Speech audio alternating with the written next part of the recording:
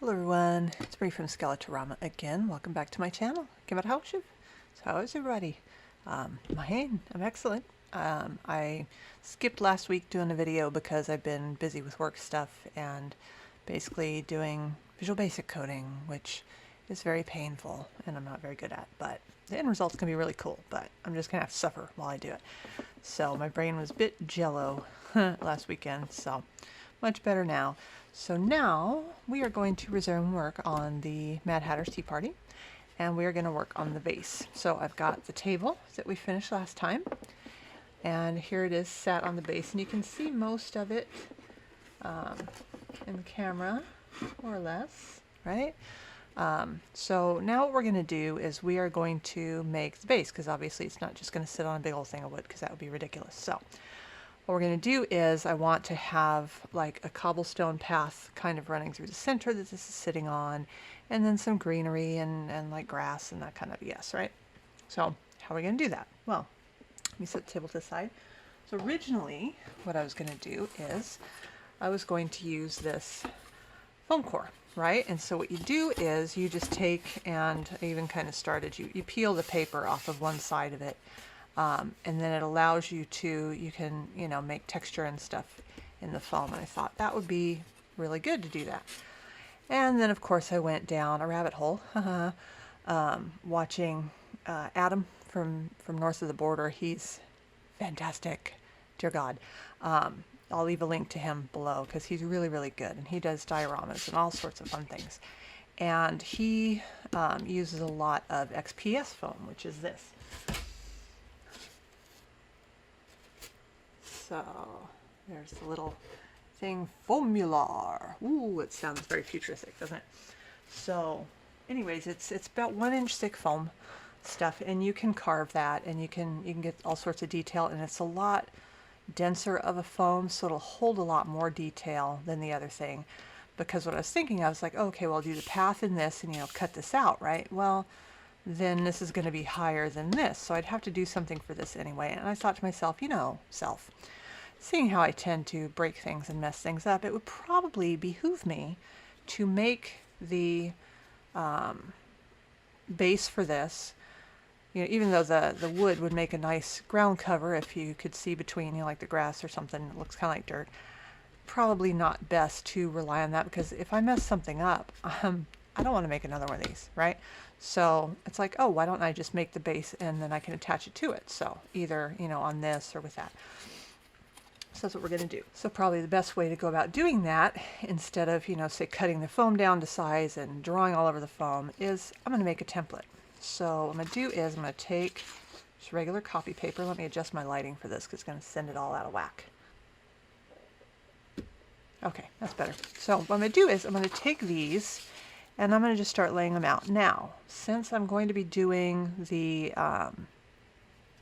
it's going to have a dust cover basically around it, and I still haven't decided whether I want to do all 4 walls with the plexiglass, or if I'm going to do wood on this side, wood on the end, and then plexiglass on the front. The top's definitely going to be plexiglass.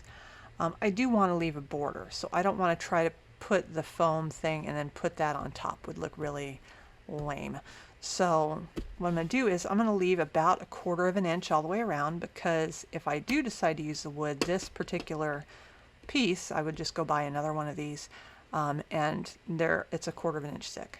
So that way I'm leaving myself plenty of room to do whatever I want to do with it, right? So I'm going to take this and I'm going to figure out where 1/4 of an inch is as I line it up. Have a nice little see-through ruler there. Make sure this is rather straight, and then check on the end. That's 1/4 of an inch. Wow. First try, I'm going to knock this thing over now. Okay, and so when you're doing the template, just take this and lay this over it, because you can tape these together. And just make sure this is nice and straight. And again, I'm going to check this bottom side and go up just a tiny bit. There we go. Okay, and then I've got my painter's tape here. What I'm going to do is I'm going to use painter's tape. I'm being very, very careful. Just going to tape this to this. And since I have this correct, I'm going to go ahead and tape this down to here because, you know, yeah, I don't need to go knocking this thing over. Okay, and so now we'll do the same.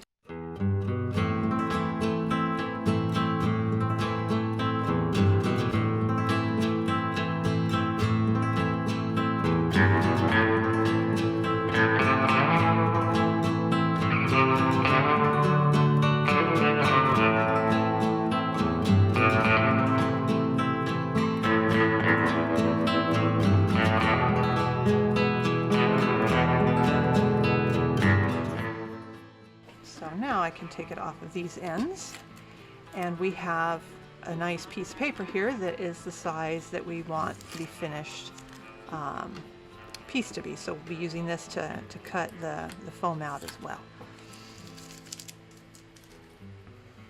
All right, so what the heck is that? So we're going to take this, we'll move the base, and we'll take this Frankenstein piece of paper and flip it over. Okay, so I should probably do a little bit of tape. You know, let me get my double stick tape. So I'm going to want to be able to draw, obviously, on this. So if I use double-sided tape, if I put it on and don't miss, wow.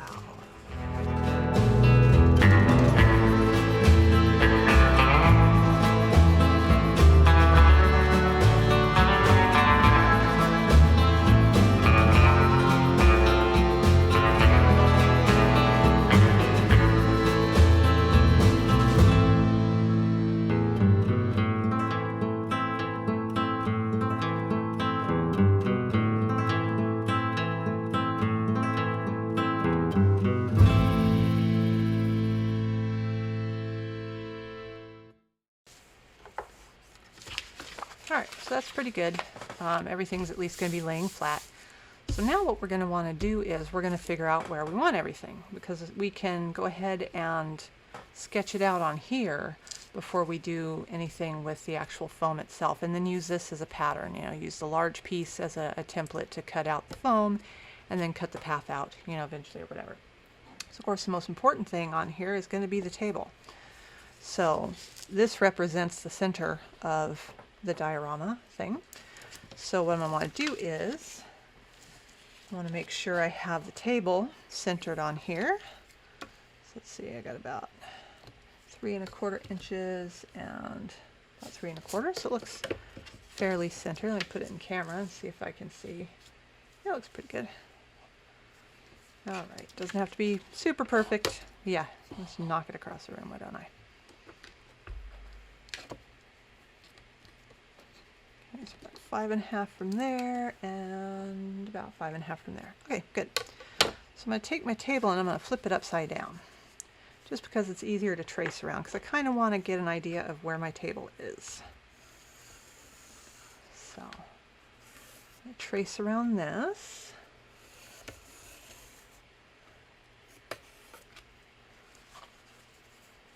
So I have a nice rough estimate of where my table is going to be.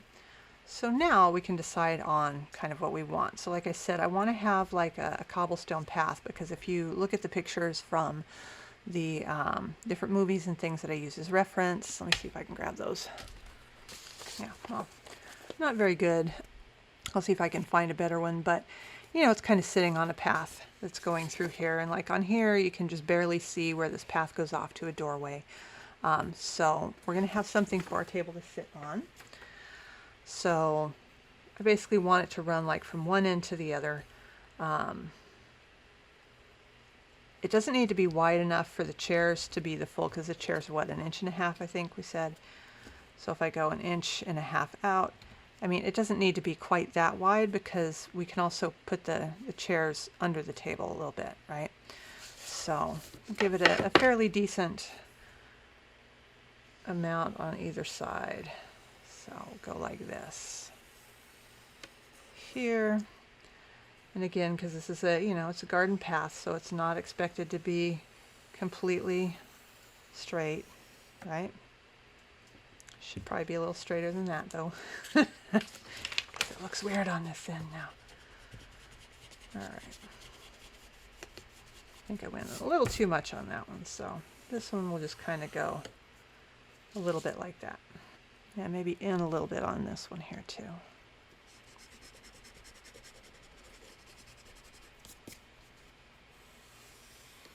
Okay, good enough for government work. All right, so now I can go ahead and remove my table from this. And I just straightened up, so let's see if I can find my eraser. I did.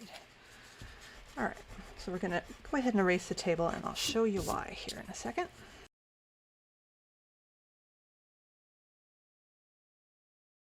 All right, so we've got our path, and we left part of the table there. It's gonna bother me. Okay, so what we're gonna do to differentiate our path from the rest of it, obviously, I'm gonna fix the white balance a little bit, and I'm getting some weird shadows, of course, because why not?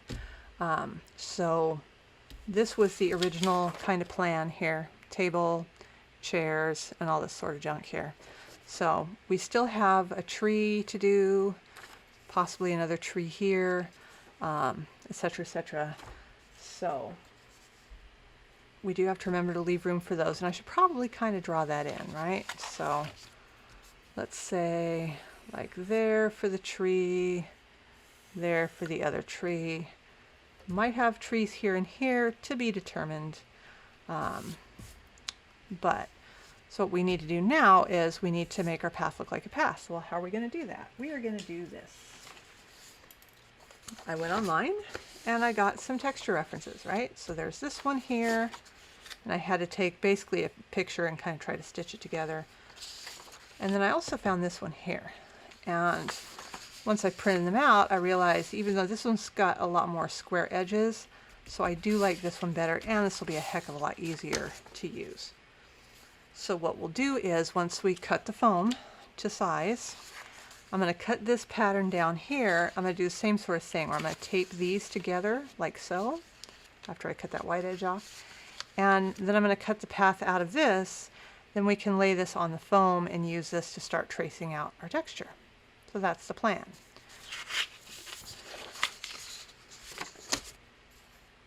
So I have my piece of XPS foam here. This is the 1 inch thick. I'm not going to try to cut this on camera just because this piece is very large and I can't fit it into the camera. So what I'm going to do is I'm going to cut this to the size on here, and then when I'm done I'll come back and we'll take a look at it. Alright, so here we have it. Ta-da!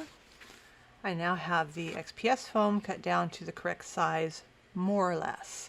If you put the pattern on this back side, it's darn near perfect. However, of course, if you look this way here, I don't know if you can see it, but yeah, a little bit of an angle there. Whoopsie. So I'm going to use this as the bottom side, and this will be the top side because, you know, this is going to be just 1 inch thick, right? So we're going to have ground cover and grass and stuff. We can continue that down the sides of this as well. So it's like you're looking at the dirt. I don't know, something, but because this is a bit thick. So now what we need to do is we need to get our path on here. So this is our top. Let's flip it to our bottom so I can show you how we're going to do that. So we've got our path here. Okay, and then I'm going to cut this out, but I just want to kind of show you if we take our path here and let's say use a pencil, or better yet, ballpoint pen, and I'm just going to kind of trace the outline of this, right? See how it leaves that line on there? So we can do that to kind of give us our pattern for the cobblestone. So let me put this to the side here. First thing we need to do is we need to cut our path out. So I'm going to do that real quick.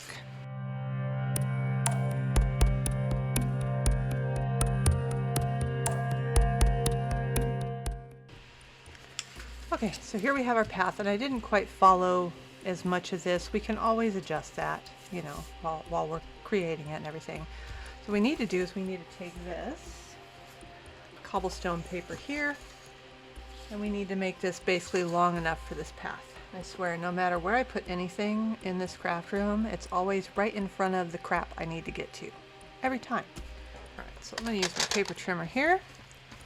And I don't care about on the outside because we're going to end up cutting that off. But I do want to get rid of the white borders on these sides.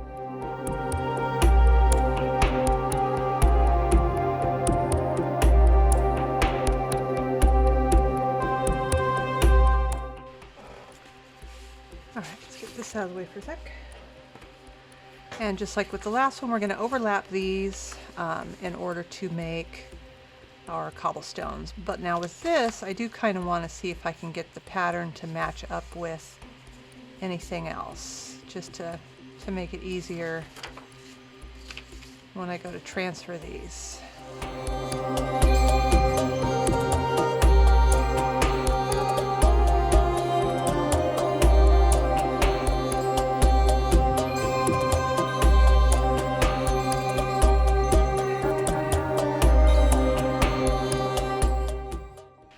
I'm just going to tape these.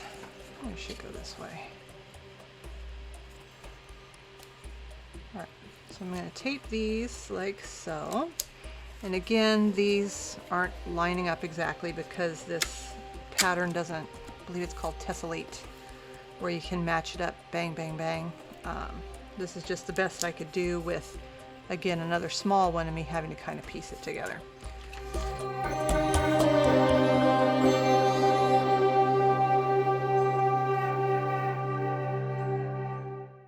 Now we got the big old long thing of cobblestone pattern.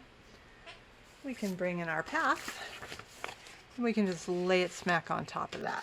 So I'll probably want to go like about here because our table, I still see the lines for where the table was. Yeah, so our table's here and here, so that'll put this kind of under the table, right? So with this, I'm going to go ahead and tape this straight down, which you're thinking, are you crazy? What? Trust me, it'll work because I'm going to be cutting around the path. And then once I do cut around the path, I'll be cutting that tape as I'm doing so. So I won't have it on the bottom side on our actual pattern that we need.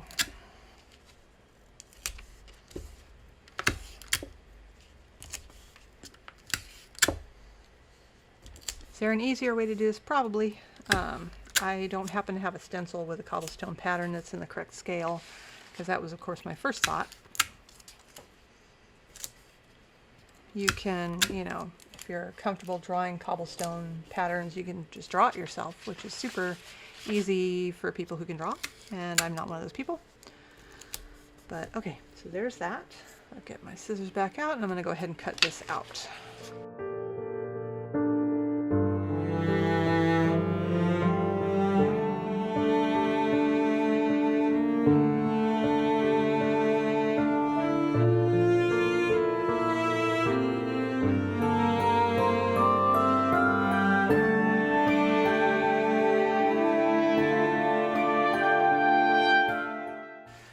And of course, since the tape was holding this part to that other part that we just cut away, this comes right off.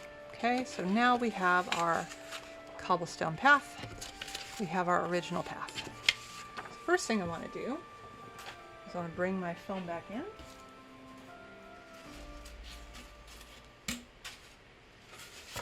And of course, the top side is going to be the side where my angle went screwy. And I'm going to put my path right here. Yeah, you can see it kind of ended up shifting at about a 1/4 of an inch-ish over here. Yay! And I'm going to get my painter's tape out. I'm just going to tack down these ends real quick, because what I want to do is I want to trace around the path, just to make it a little easier than solely relying on the cobblestone thing, right? So what I use for that is this. This is not in frame. It's a ball stylus. Okay, so it's got the 2 different balls at the end of it, and it's really good for putting marks into things and whatnot, and not actually cutting into it.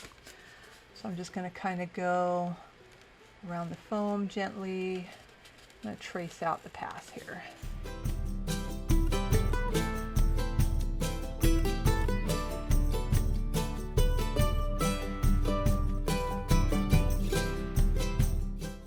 There we go, and like magic, there's our path. Okay, and you do have to be careful. I was using the smallest one on it, so I'm probably going to go over it again kind of with the larger one. You do kind of want to use a fairly gentle hand when you're using anything too small, because you can definitely you know, start pulling that material, kind of cut into it a little bit if you're too rough with it. So there we go. So now let me get this lighting adjusted here. So now we have our path in here. So the question is, I would dearly love to remove this a bit so it's sunken down a little bit, but I think that would be an unmitigated disaster if I tried to do that. So if we want to build up any kind of little hill business, we'll just do it with extra foam, because yeah, I'm not gonna go there. All right, so now I'm gonna take my path and I'm gonna put it down. And I'm going to tack it down with a little bit of painter's tape. Just going to do it on a couple spots in the edge here. I can still see through the painter's tape a little bit.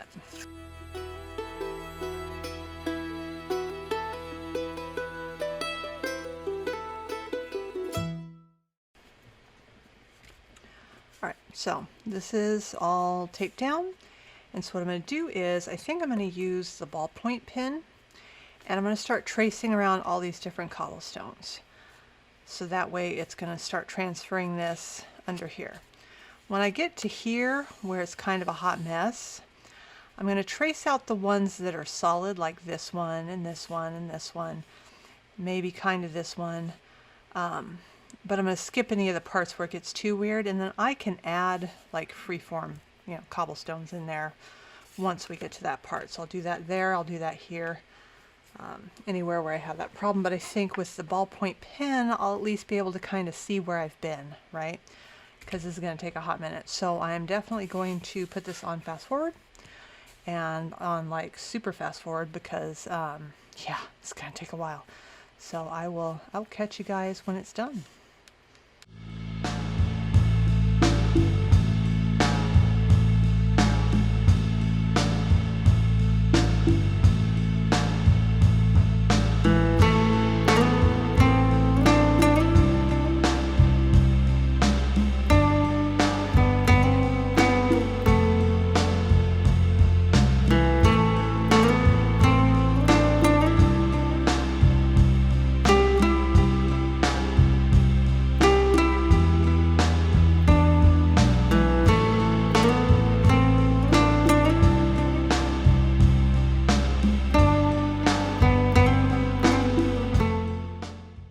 Right, so I have traced over all of these little cobblestones. What a pain in the butt that was.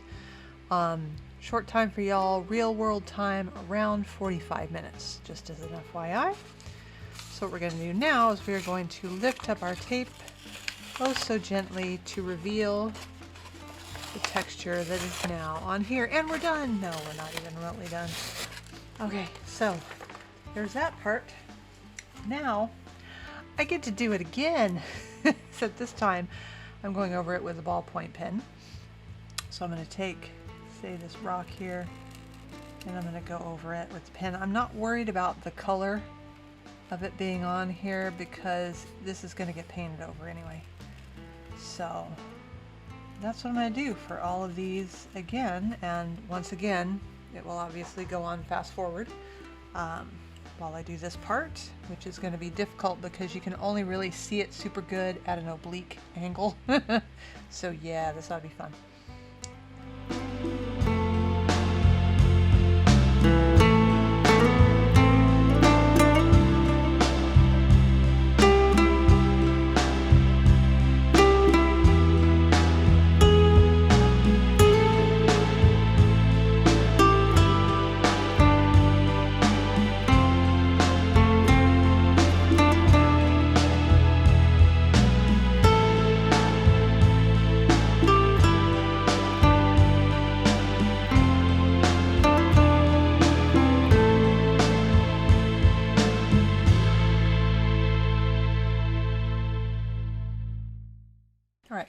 So now I have, as you can see, taken the ballpoint pen, and some of it was nice and it did it nice and dark so I could see it real good, not so much other parts, but can't ask too much out of it. So now, and that was only about 35 minutes-ish for that one.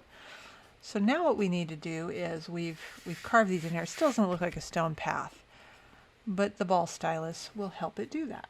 Okay, so what we're going to do is all these blank spaces that are between where these rocks are, we're going to start pushing that down. Okay, so you can take the smaller one and kind of go between them, and we want to push that down really good so that it raises up our cobblestones basically.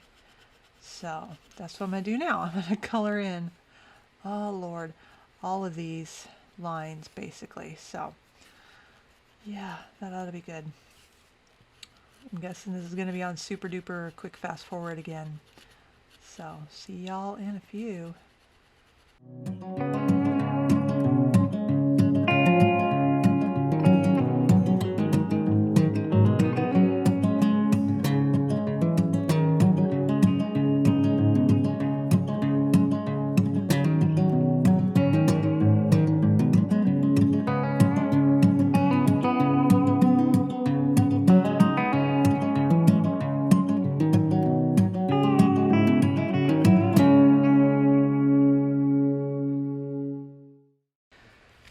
Okay, so as you can see, I have taken the ball stylus, and I found that the smaller one kind of works best.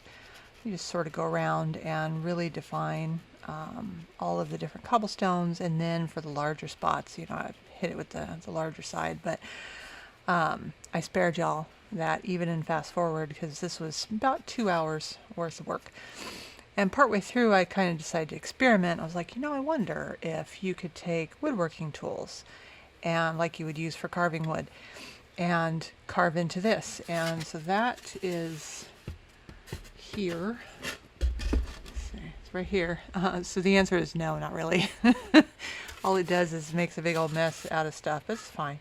But then I decided to try another experiment because, you know, as I'm doing this, I'm like, I swear this stuff is coming back up and regaining some of its original form, which is, you know, not good for, I want texture. I really want these to stand out because we're going to put like dirt in them, you know, and so all these big spaces, that's why I chose this pattern. It's got a lot of big spaces between the cobblestones.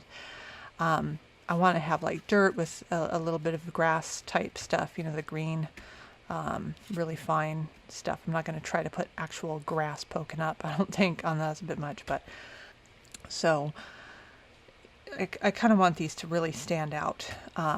So I remembered watching a video that Nerdforge did, and Martina was doing something, I forget which one she was doing, but she's doing diorama, and she wanted to, oh, I think it was that castle that she did, and she was doing the part where the water came down and went through, and to contour it she used acetone. So acetone will melt this plastic, and so I tested it, and yes, it does. So here is, and the color on this looks worse than it actually is in real life, at least according to my mirroring software, which is crap over there. So who knows, everything looks kind of green too to me, so we'll see how that works out. But anyways, so I experimented with it, and yes, it does. So as you can see, I went a little too heavy-handed in a couple spots, but it really does kind of you know, bring these out, and these spots will be filled anyway with stuff, so yeah, I'm not worried about it. Even if it does kind of go a little wonky, it's fine. I tried it out on the side. I tried it out with a lighter hand. I tried alcohol on it, which does really nothing. So don't need to worry about that. But so yeah, I think that's what I'm going to do for all these spaces between here. So I'm going to be very, very careful. I did experiment. Let me bring this around here so you can see. And as you can see, yeah, I went a little too heavy-handed right there. And it's going to be filled with materials, so it's fine. But over here, I was a little more sane with it, and it does kind of push that material down where it's not going to come back up, and that was kind of my thing. So that's what I'm going to do. So I have a couple of paint brushes here. These are flat and they're really dense. I experimented with a couple different kinds of paintbrushes, and these ones seem to work the best as far as getting enough of the acetone on there but not too much, and easier to control and everything. So that's what I'm going to do. And I think what I'll try to do is maybe bring the camera in a little bit closer and work on some of those areas, and at least do a fast forward kind of the little area that I'm working on, and then I'll do the rest. Now, doing this, I'm taking a very big chance that I could mess up a la here and just make a big mess of it. But you know what? I'm fine with that, because this foam, had I gotten it on Amazon, it would have been a hell of a lot more expensive, but I got a 2x2 foot sheet, so 4 square feet of this for $6 at Home Depot. So you go to the insulation section and look for the pink insulation foam, and I showed the label earlier. I can't remember what the heck it's called. Some fancy name, but you get that stuff, and it's not expensive at all. So if I have to, it'll be a several hour lesson learned when I have to cut this and do this again. So I'm really hoping I don't have to do that. I'm going to be very careful. But anyways, I'm going to move this a little bit closer, so hopefully you can see. And I don't know why I'm getting all these crazy shadows all of a sudden with my damn lighting, but my apologies. I'll try to make sure that you can see despite the shadow business.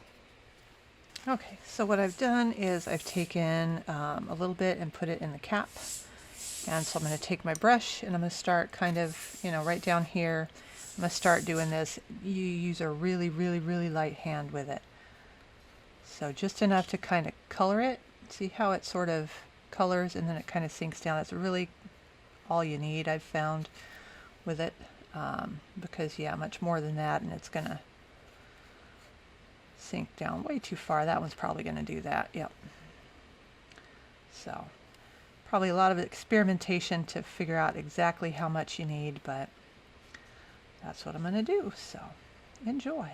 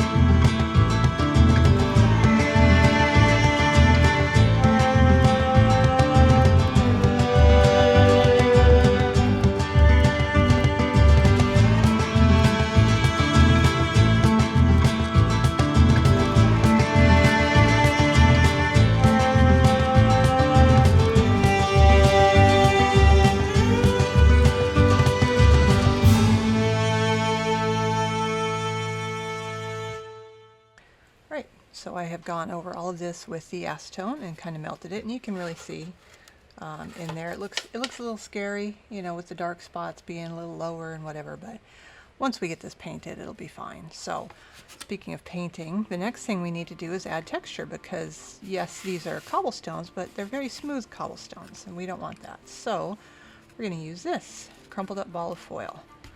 Okay, and so we're going to kind of go over here. Let me move this up here so you can see that one. See how it's got more of a texture now? So that's what I'm going to do with all of these, and I'll just fast forward through this because it shouldn't take me terribly long.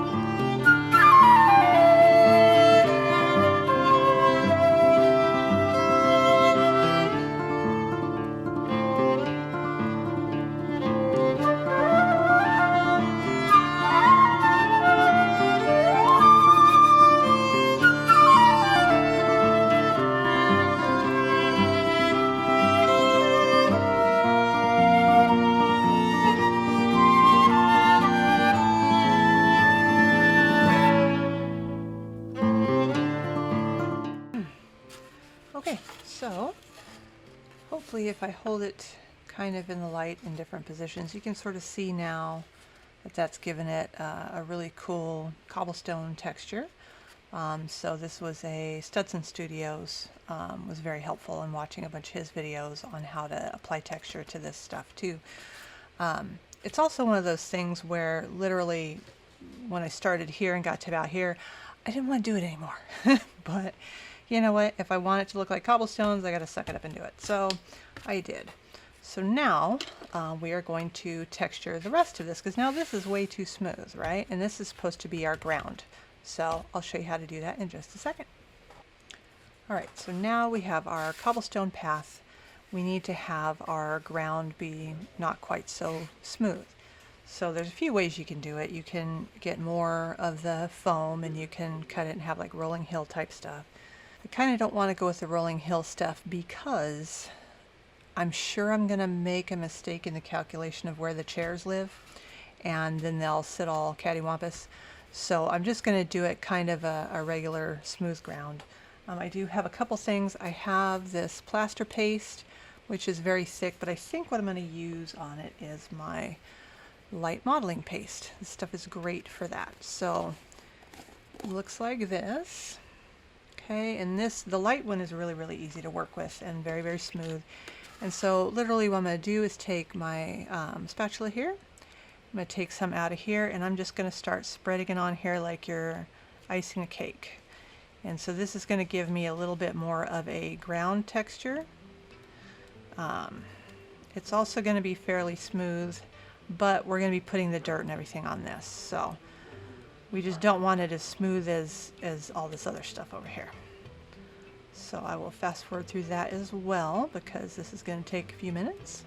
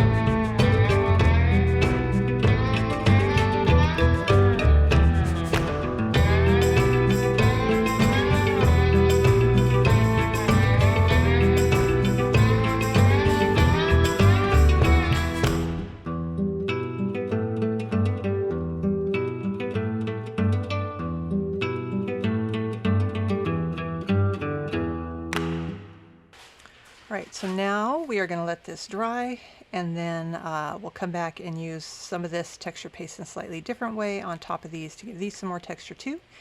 And then we'll let that dry, and then we can paint it. So be back with you.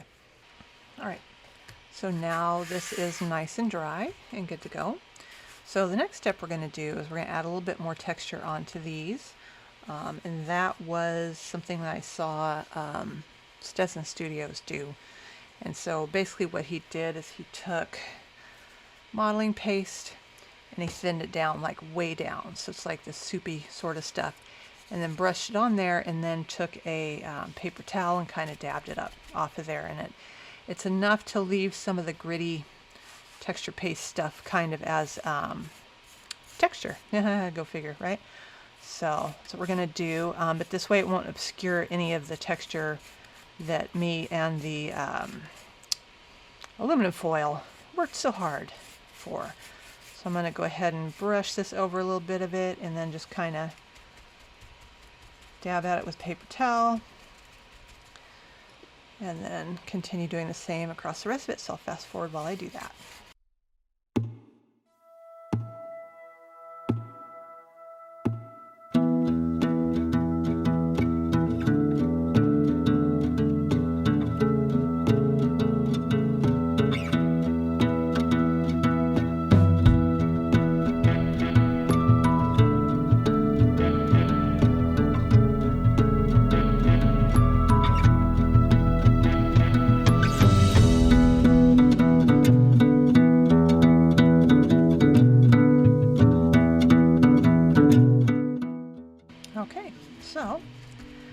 is exciting.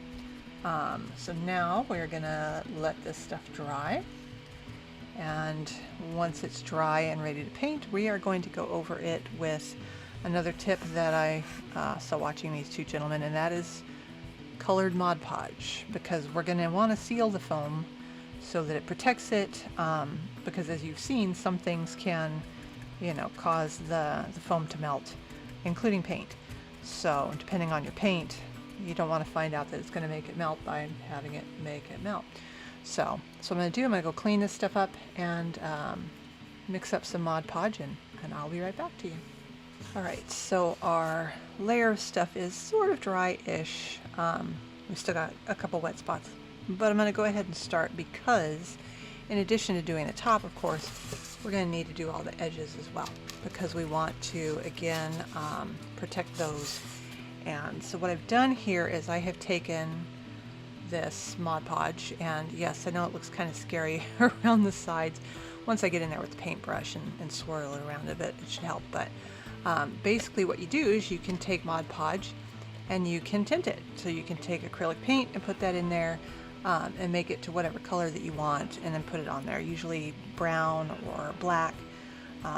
So I went with brown this time because I still don't own black acrylic paint. I should probably get some someday. I'm so reliant on my black gesso that I never use actual black paint unless it's shiny. We don't want metallic on this, okay? So what I'm going to do is I'm going to go around the edges off camera, and then I will come back on camera, and by then this should be good, and then we'll start on the top. So I've gotten the edges, including the edge where I had the crappy cutting, because this is not going to be its final form, so I'm not terribly worried about it at the moment. So now we can go ahead and do this, and I've noticed that even though I had the black gesso in here and it looked like it was blended, there's like little bits of it, but again, not a big deal, because this is just an undercoat. So it's a way to both protect and seal it in there, because, you know, in addition to your foam really needing to be sealed, you know, these are both paint sponges, these materials. So you'll use way more paint than you need to. Yeah, see, there's a damn black. Oh well, it's free weathering. Yeah, that's what it is. So I'm going to do these outsides first before I do the stone path, just to give it a few extra minutes to dry, because I'm being massively impatient.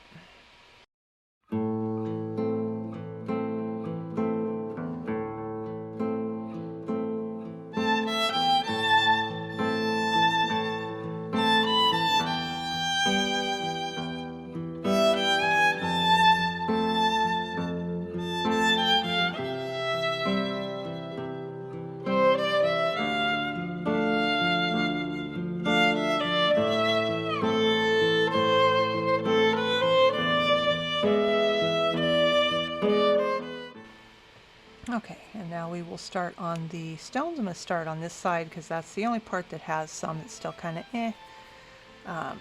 And again, with this being the brown, that's actually a good thing, because, well, and the black being in there too, makes it kind of look like wood in some places. But you know, I've got all these recesses here between the stones that we're going to fill with you know, dirt and gravel and stuff like that. So it being brown actually works beautifully. But I'm trying to go fairly thin on this because I really don't want to lose the detail in the stones that we have. So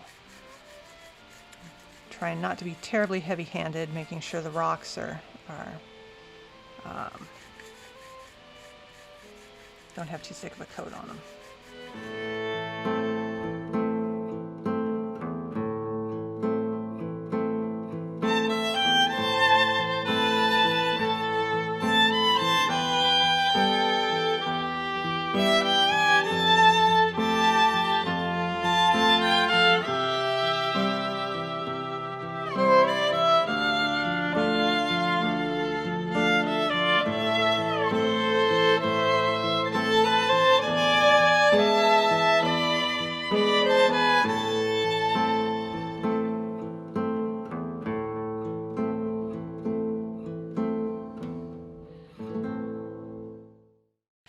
So there we go. And and we are going to let this dry. This one's probably going to dry overnight. That's my guess.